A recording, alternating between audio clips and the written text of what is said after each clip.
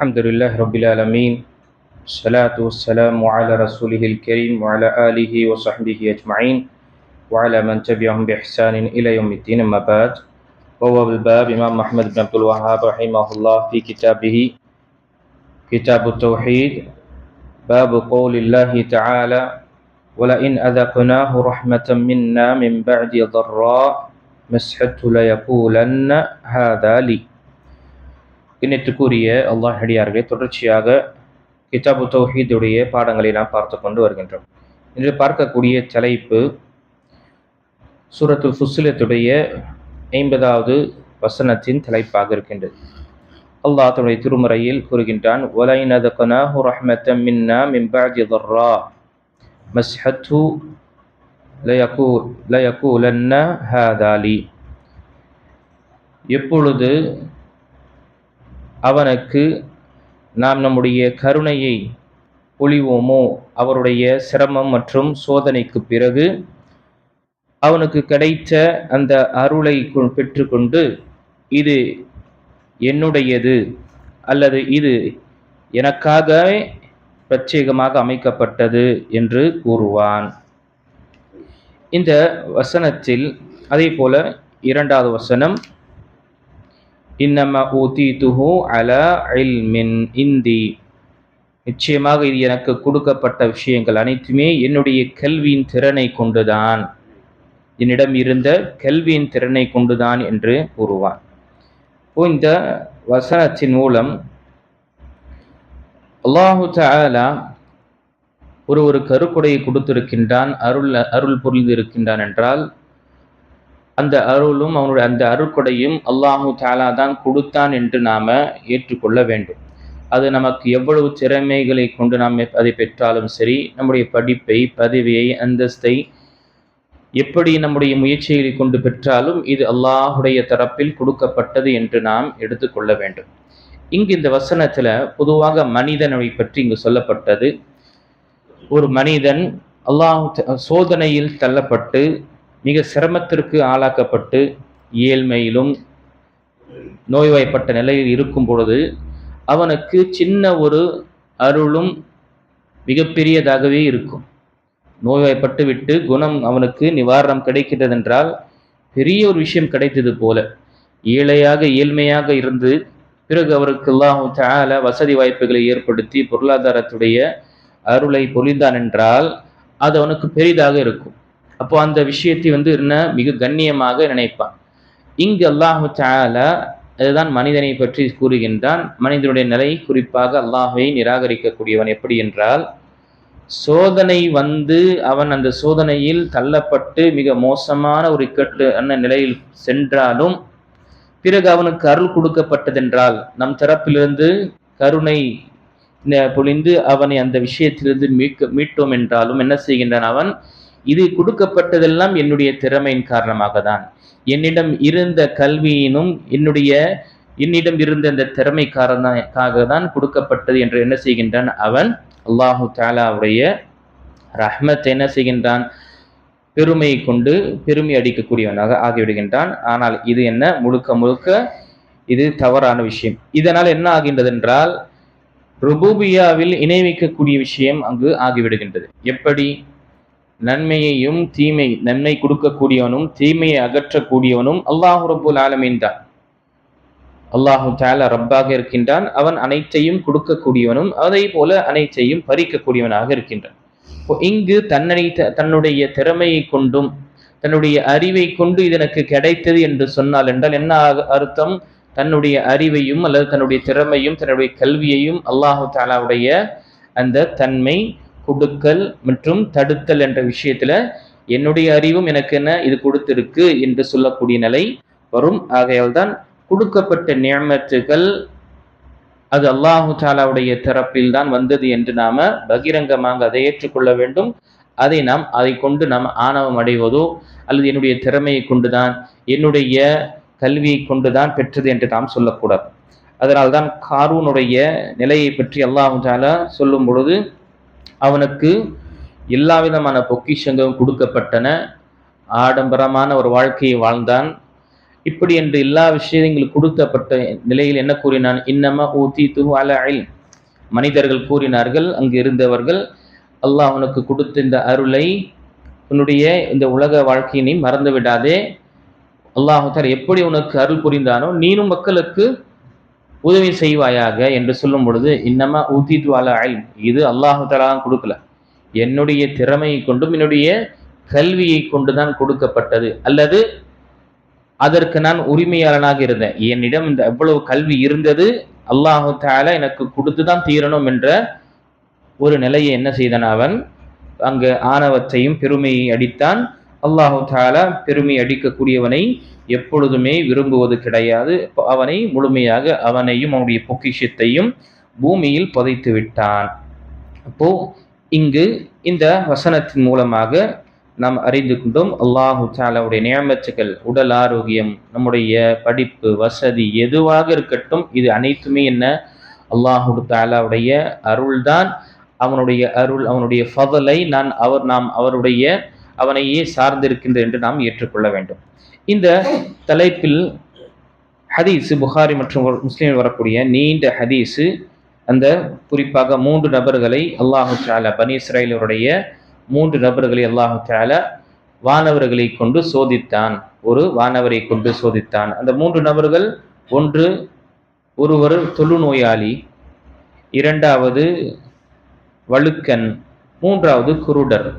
இந்த மூவர்களையும் அல்லாஹ் தஆலா ஒரு வானரை வைத்து சோதித்தான். இது நீண்ட ஹதீஸ் வருகின்றது. பனி இஸ்ராயேலுடைய நபி ஸல்லல்லாஹு அலைஹி அபூ ஹுரைரா ரலியல்லாஹு அவர்கள் அறிவிக்கின்றார்கள், நபிகள் நாயகம் ஸல்லல்லாஹு அலைஹி வஸல்லம் கூறினார்கள், பனி இஸ்ராயேல்களிலிருந்து 3 நபர்களை, தொழுநோயாளி, குருடன் மற்றும் வழுக்கன், இவர்களை அல்லாஹ் தஆலா சோதிக்க விரும்பினான். அப்போ அல்லாஹு தஆலா அவர்களுக்கு மத்தியில வானவரை அனுப்பினான். அந்த வானவர் முதலில் தொழுநோயாளியாக இருக்கக்கூடியவரிடம் வந்து, உனக்கு பிடித்த விஷயம் எது? ஐயு ஷைஇன் அஹப்பு இலைக், உனக்கு பிடித்த விஷயம் எது என்று சொல்லும் பொழுது அவன் கூறினான், லவுனுன் ஹசனுன் வஜில்துன் ஹசனுன், எனக்கு அழகான ஒரு தோற்றமும் அதே போல நல்ல தோலும் எனக்கு கிடைக்க வேண்டும் என்று சொல்லும் பொழுது, வயத்ஹபு அன்னில் லதீ கத் கதரனி அன்னாசு பிஹி, என்னிடம் இருக்கக்கூடிய இந்த தொழுநோயை அல்லாஹ் தஆலா அகற்றிவிட வேண்டும். ஏனென்றால் இதை கொண்டுதான் மக்கள் என்னை விட்டு விரண்டு ஓடுகின்றார்கள். சரி, ஃபமஸஹஹு, அந்த வானவர் அவருடைய உடலை தொடும் பொழுது அனைத்துமே அந்த நோய் சென்று விடுகின்றது. அவர் கேட்ட அழகான நிறத்தையும் அழகான தோற்றத்தையும் அவர்களுக்கு கொடுக்கப்படுகின்றது. சிறந்த நல்ல ஒரு நோய் இல்லாத தோலை அவர்களுக்கு கொடுக்கப்படுகிறது. பிறகு எந்த பொருளாதாரம் உனக்கு பிடித்தமானது என்று கேட்கப்படும் பொழுது அவன் ஒட்டகமோ அல்லது மாடு என்று அவன் கூறும் பொழுது அதற்கு அவர்களுக்கு ஒட்டகங்கள் கொடுக்கப்பட்டன. அந்த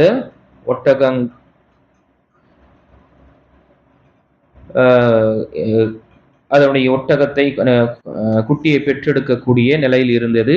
வகால பாரக்கல்லாஹு லக ஃபீஹா, பிறகு அவர்களுக்காக துஆ செய்துவிட்டு சென்று விட்டார்கள்.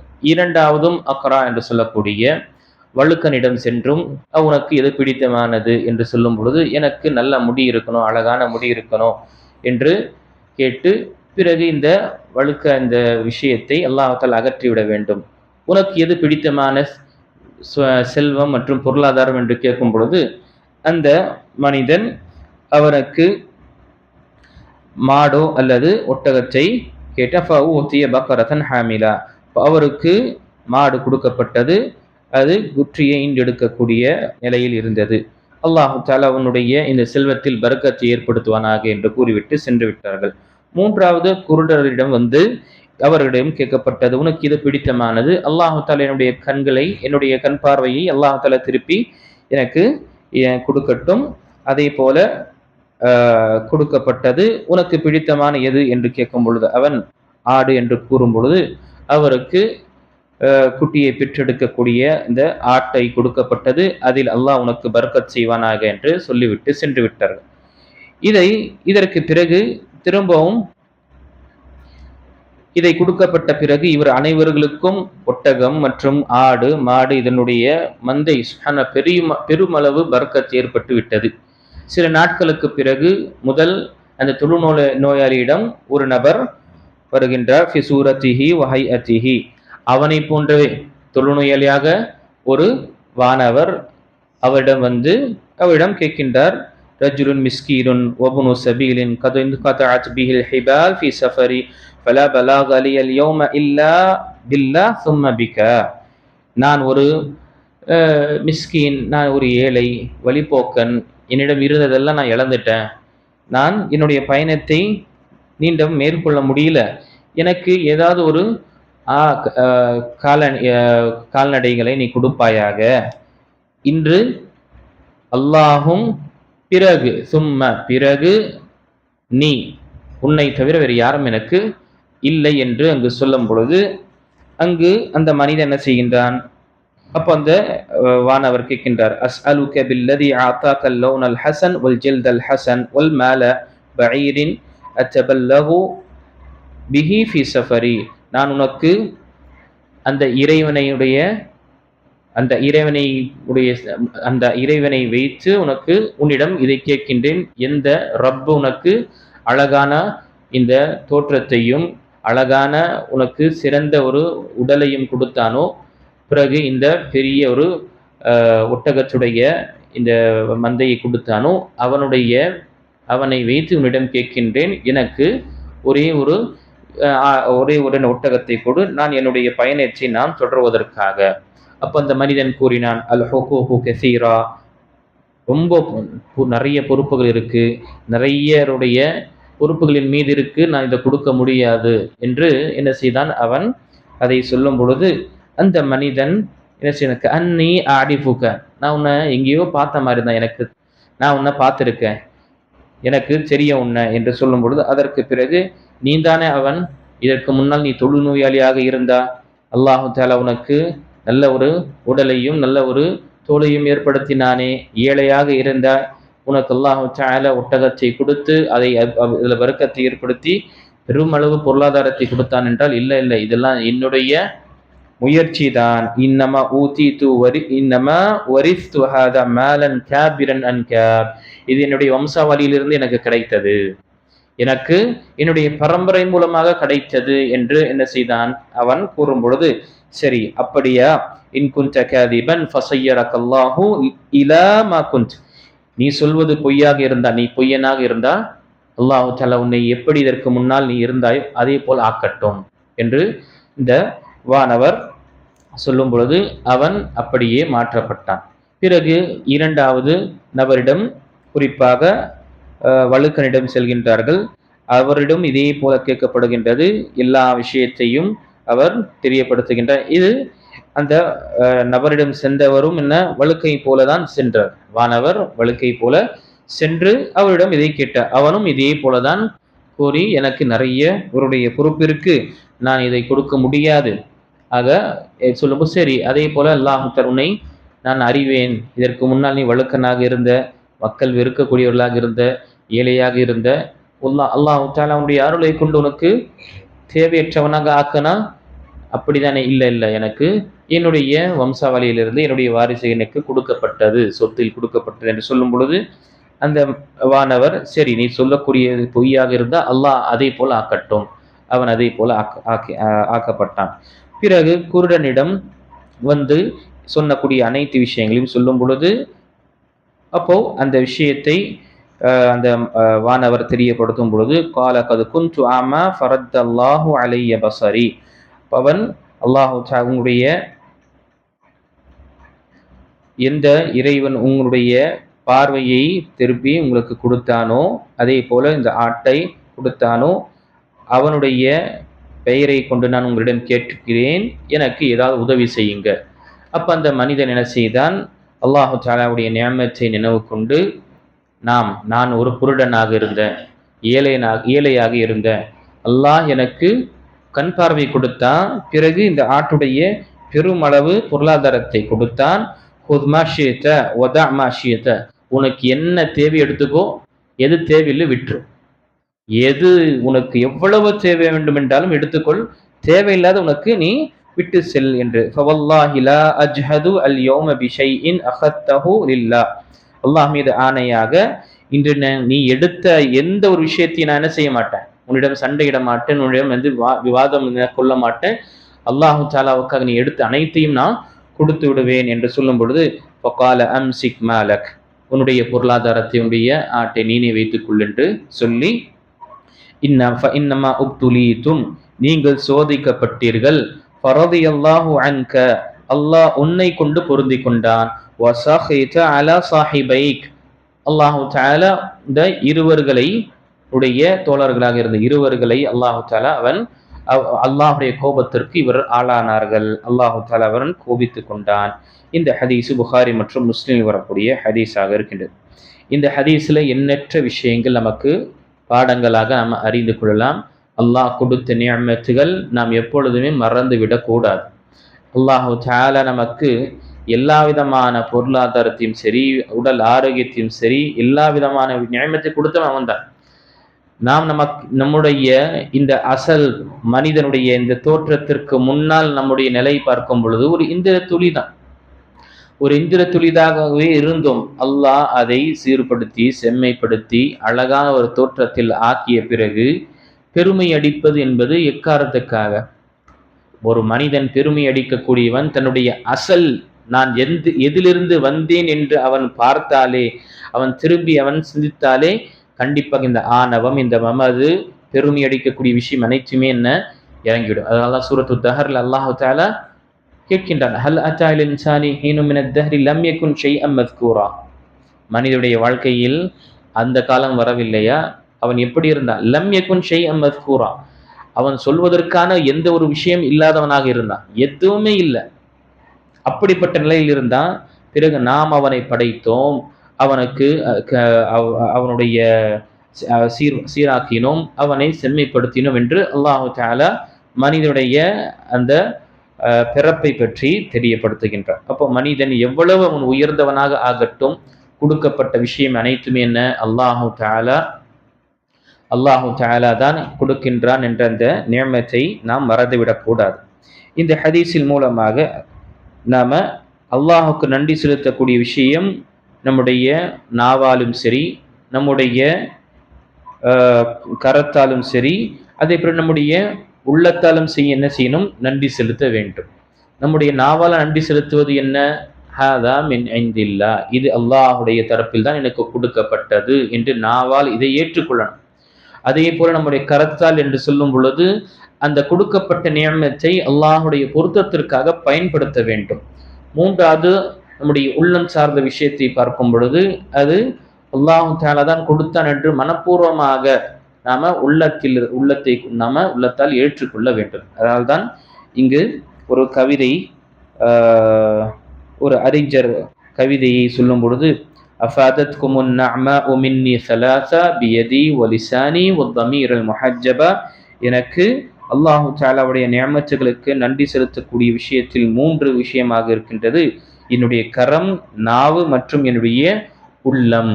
இந்த 3ஐ கொண்டு நன்றி செலுத்தக்கூடிய கடமைப்பட்டுள்ளேன் என்று அந்த கவிஞர் கூறுகிறார். இப்போ இங்கு இந்த ஹதீஸின் மூலமாக நிறைய விஷயங்களை நாம் அறிந்தோம். முதல் விஷயம், பனி இஸ்ரவேலுடைய சம்பவத்தை கொண்டு நபி ஸல்லல்லாஹு அலைஹி வஸல்லம் நமக்கு உபதேசத்தை கூறினார்கள்.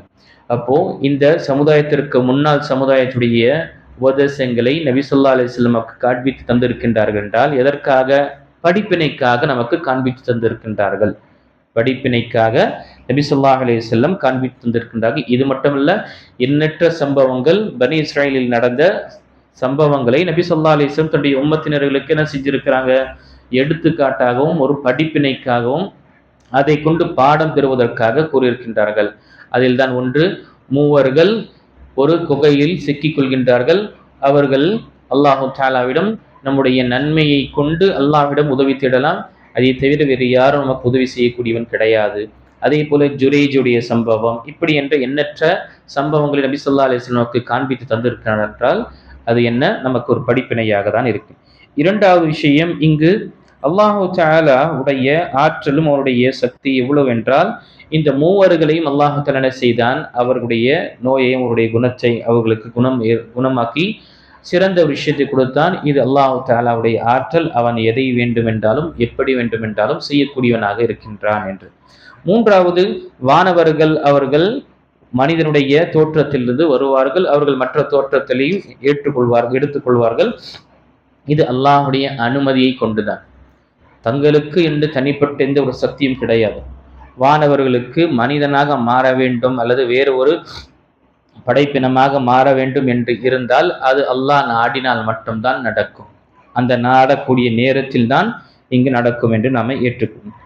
இங்கு நான்காவது விஷயம், இந்த ஹதீஸில் வரக்கூடிய விஷயத்துல ஹதீஸில் வந்த வார்த்தை என்ன, இவங்களுக்கு ஒட்டகமோ அல்லது மாடோ என்ற இந்த சந்தேகத்தையும் என்ன செஞ்சிருக்காங்க, அறிவிப்பாளர்கள் ஹதீஸில் பதிவு செய்திருக்கிறாங்க. என்ன செஞ்சிருக்கலாம், அவங்க ஒட்டகம் கொடுக்கப்பட்டது, அடுத்தது மாடு கொடுக்கப்பட்டது என்று அப்படியே சொல்லிட்டு போயிருக்கு. ஆனால் ஹதீஸ் அறிவிக்கக்கூடிய அறிவிப்பாளருடைய அமானிதத்தை நாம் இங்கு பார்க்க வேண்டும். இவர்கள் அந்த ஹதீஸை எப்படி கேட்டார்களோ அதே போலதான் இங்கு சொல்லப்பட்டது. என்ன, அங்கு அவர்களுக்கு அவர் ஒட்டகமோ அல்லது மாட்டையோ கேட்டார், அப்ப அவருக்கு ஒட்டகம் கொடுக்கப்பட்டது. இன்னொரு ஹதீஸ் அதே போல வார்த்தையில அவர் ஒட்டகமோ அல்லது அவர் மாட்டை கேட்டார், அவருக்கு மாடு கொடுக்கப்பட்டது. இப்போ இங்கு இதுவோ அல்லது அதுவோ என்று சொல்லக்கூடிய இந்த சந்தேகம் என்பது என்ன, சுப்ஹானல்லாஹ், இதையும் அந்த அறிவிப்பாளர்கள் பதிவு செய்திருக்கின்றார்கள் என்றால் நாம் நினைத்துக்கொள்ள, நாம் சிந்திக்க வேண்டும், இந்த ஹதீஸுடைய பாதுகாப்பு எவ்வளவு இருந்து கொண்டிருந்தது. சும்மா சாதாரணமாக எடுத்தவனே நிராகரிப்பதோ அல்லது இது முரணாக இருப்பது என்று செய்யவில்லை. இதற்கு சுப்ஹானல்லாஹ் ஹதீஸை பாதுகாக்கக்கூடிய விஷயத்தில் நாம் வரலாற்றை படிக்கும் பொழுது வியப்படைவோம். இப்படிப்பட்ட நிபந்தனைகள்லாம் இருக்கின்றதா என்ற, அவ்வளவு நுணுக்கமான நிபந்தனைகளை கொண்டு ஹதீஸ் பாதுகாக்கப்பட்டதா என்ற அந்த முடிவுக்கு வரலாம். அதே போல இந்த ஹதீஸில் வரக்கூடிய மனிதன் பிரச்சனை அல்லது அவனுக்கு சிரமம் என்று ஏற்படும் பொழுது 4 நிலையில் ஆகிவிடுகின்றான் மனிதனுடைய நிலை. ஒன்று, அவன் அல்லாஹு தஆலாவுடைய விஷயத்தில் என்ன செய்கின்றான், அல்லாஹ் நிராகரிப்பதோ அல்லது அவன் ஏதாவது சில கடுமையான வார்த்தைகளை அல்லாஹு தஆலா பற்றி கூறிவிடுகின்றான்.